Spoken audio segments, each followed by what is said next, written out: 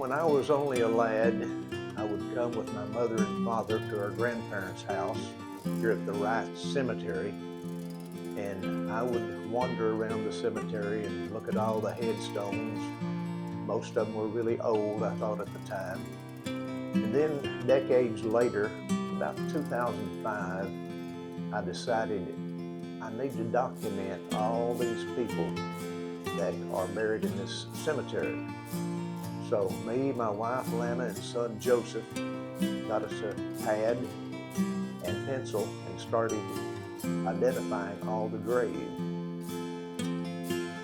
First started, most graves are lined up in rows. So I started with row A, row B, row C, so on.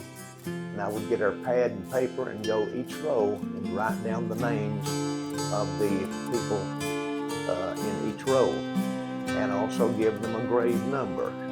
So we got that documented. It took several dozen hours to do this, but we finished in a few weeks. These two headstones here are some of the oldest ones. This is my great grandparents,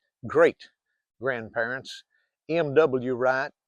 He was born in 1789, and his wife, M, or Margaret, she was born about a couple of years later than that, but these are my great grandparents and two of the oldest rocks in the cemetery. Okay, this booklet I have, it's Wright Cemetery, and it's kind of a directory of the people who are buried at the Wright Cemetery. I've got all the names that we got on the map. If you wanted to go to, say, Jacob Wright, it would list him and maybe row D, grade 6, looking on their ancestors. They'd take this book. If they had the name, they could look at the book and find exactly where the person was buried in the cemetery. Today we're going to do a tutorial on reading inscriptions on the headstones. Some of us have been here 150 years or more, and it's hard to read the writing. If you come in a certain part of the day, it's almost impossible. You might come 2 or 3 hours later with the sun at a different angle and see it well. But if that doesn't work, we go to plan B. And here's my plan B. We take some regular bread flour and a paintbrush, and you brush over this inscription that's hard to read. Let's see what happens. Okay. That's pretty good. All right.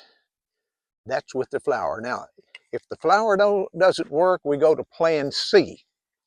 Good old-fashioned shave cream. This is by far my favorite.